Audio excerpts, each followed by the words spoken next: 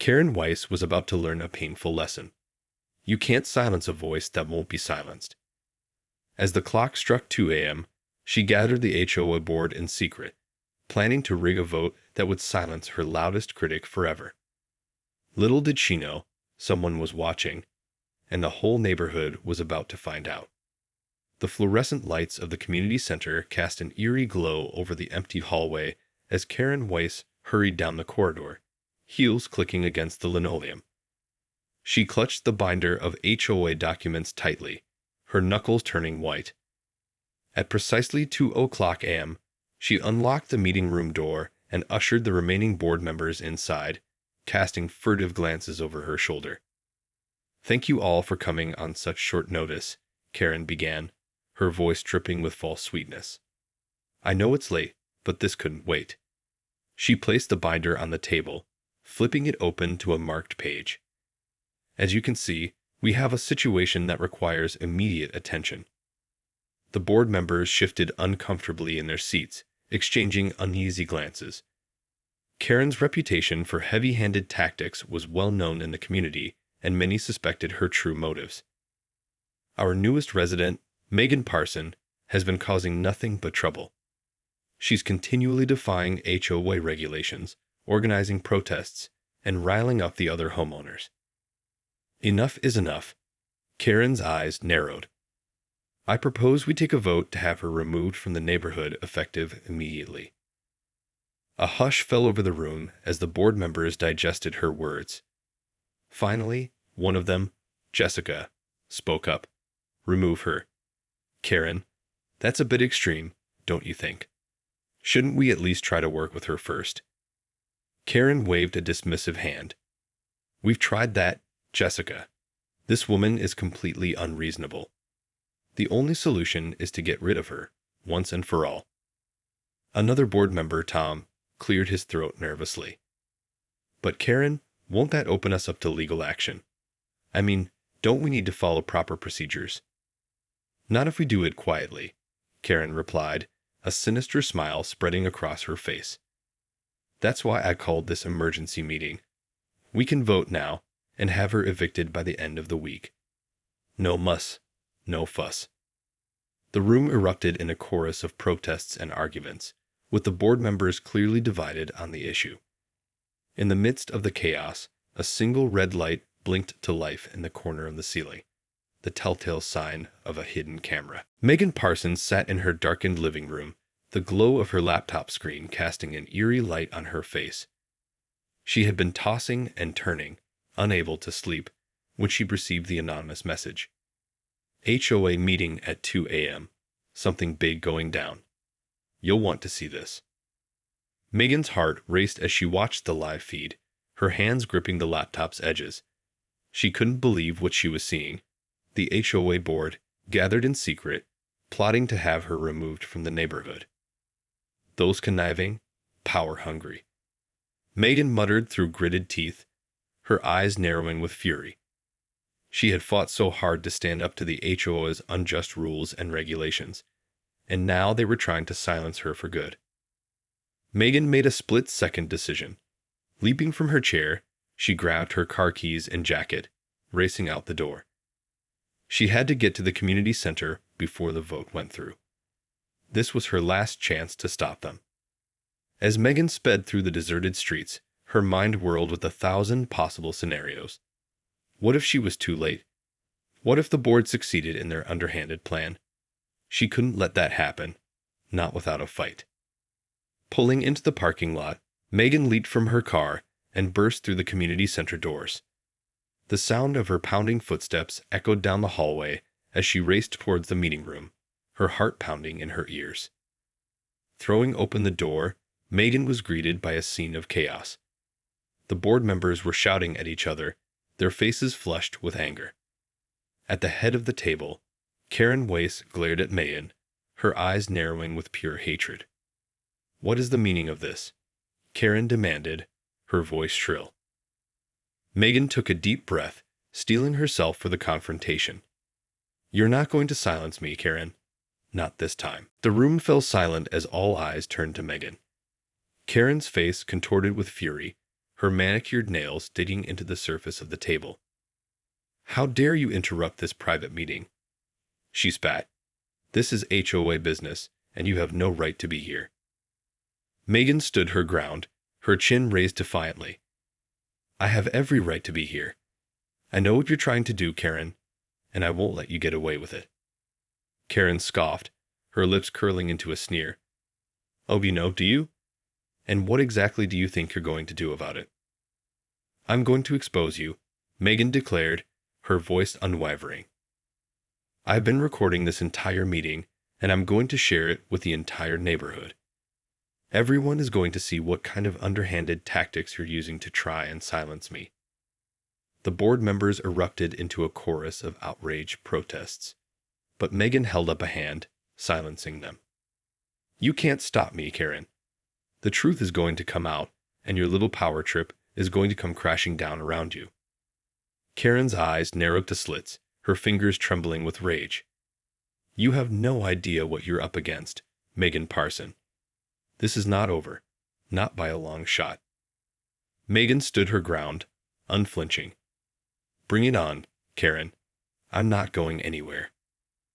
The tension in the room was palpable as the two women stared each other down, their battle lines drawn. Megan knew that she had just thrown down the gauntlet, and that the stakes had just been raised.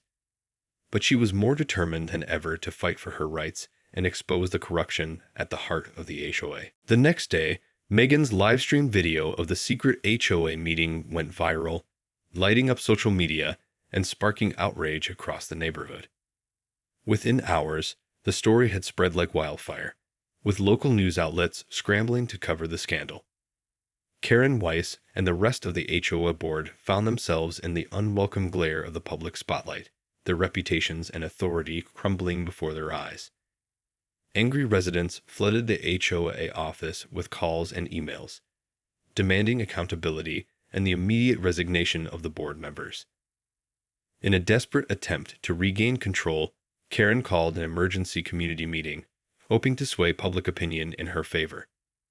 But as soon as she stepped up to the podium, the crowd erupted in a chorus of boos and jeers, drowning out her attempts to defend her actions. "You can't silence us anymore, Karen," one resident shouted, the crowd roaring in agreement. Megan stood at the back of the room, a triumphant smile playing on her lips. She had finally broken through the HOA's veil of secrecy, and the community was rallying behind her. As the meeting descended into chaos, with angry residents confronting the board members, Megan knew that this was just the beginning. The battle lines had been drawn, and the war for control of the neighborhood was just getting started.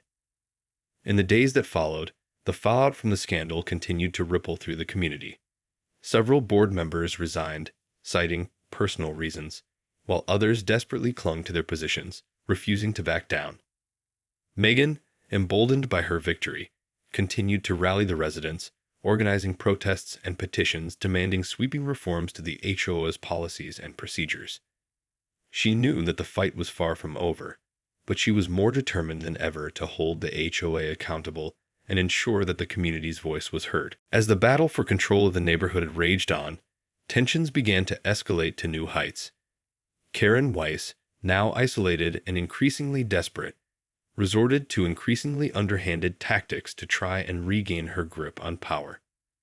First, she tried to have the HOA's legal team file a cease and desist order, claiming that Megan's livestream and subsequent activism were in violation of the community's bylaws. But Megan was ready, having consulted with her own legal counsel, and the attempt was quickly quashed. Undeterred, Karen then began to spread rumors and lies about Megan, painting her as a troublemaker and an opportunist who was only out for her own gain. She even went so far as to accuse Megan of violating HOA rules and regulations, threatening to have her fined or even evicted. But Megan refused to be cowed, standing firm in the face of Karen's onslaught. She took to social media, sharing her side of the story and rallying the community to her cause. The more Karen tried to discredit her, the more the residents rallied behind Megan, seeing her as a champion of their rights and a bulwark against the HOA's abuses. Tensions reached a boiling point when Karen and her loyalists on the board tried to pass a new set of bylaws that would significantly increase their own power and limit the ability of residents to challenge HOA decisions. Megan and her supporters immediately mobilized, packing the next community meeting to capacity and vociferously opposing the proposed changes. The heated debate quickly descended into chaos, with accusations and insults flying back and forth between the two factions. At one point, security had to be called in to restore order, as tempers flared and the situation threatened to turn violent. Megan stood her ground, her voice ringing out above the din. "We won't be silenced, Karen. This community belongs to all of us, not just your little cabal of power-hungry cronies." The crowd erupted in cheers, and Megan knew that the tide was turning in her favor. But she also knew that the battle was far from over, and that Karen would stop at nothing to maintain her grip on the neighborhood. In the wake of the tumultuous community meeting, the battle lines between Megan and Karen had been drawn even more clearly. Karen, facing mounting public pressure and the threat of a potential recall election, resorted to increasingly desperate measures to cling to power. First, she began to target Megan directly, using her position on the HOA board to levy a series of punitive fines and violations against Megan's property. Megan's lawn was deemed too long, her trash cans were not properly stored, and her house color was suddenly deemed unacceptable. All trumped-up charges designed to intimidate and harass her. But Megan refused to back down, fighting each violation with a ferocity that only served to further enrage Karen. The two women were now engaged in an all-out war, with Megan using her growing influence in the community to rally support and expose Karen's tactics, while Karen desperately tried to find new ways to silence her. Then, in a move that shocked the entire neighborhood, Karen called an emergency HOA meeting in the dead of night, just as she had done before. But this time, Megan was ready. She had recruited a group of her most dedicated supporters to act as watchdogs, stationed at strategic locations around the community center to ensure that no underhanded dealings took place. As Karen and her loyalists gathered in the meeting room, they were met with a wall of resistance. Megan's supporters flooded the corridors, demanding to be let in and refusing to disperse. Karen, visibly flustered, tried to dismiss them, but the crowd refused to back down. Tensions reached a fever pitch as the two sides engaged in a tense standoff, with both sides unwilling to back down. Finally, in a desperate move, Karen called the police, claiming that the protesters were trespassing and creating a disturbance. But Megan had anticipated this, and her legal team was ready. They immediately filed an injunction, arguing that the HOA meeting was in violation of the community's bylaws and that the residents had a right to be present and observe the proceedings. The judge, faced with the overwhelming evidence of the HOA's underhanded tactics, swiftly granted the injunction, effectively shutting down the meeting and dealing a devastating blow to Karen's hopes of regaining control. As the defeated HOA board members were forced to leave the building, Megan and her supporters erupted in cheers, knowing that they had won another crucial battle in the ongoing war for the heart and soul of their community. The fallout from the failed HOA meeting sent shockwaves through the neighborhood, further eroding Karen Weiss's already tenuous grip on power. Residents who had once been on the fence or intimidated by her tactics now flocked to Megan's cause, eager to join the fight against the HOA's corruption. Megan, sensing the momentum shift, decided to go on the offensive.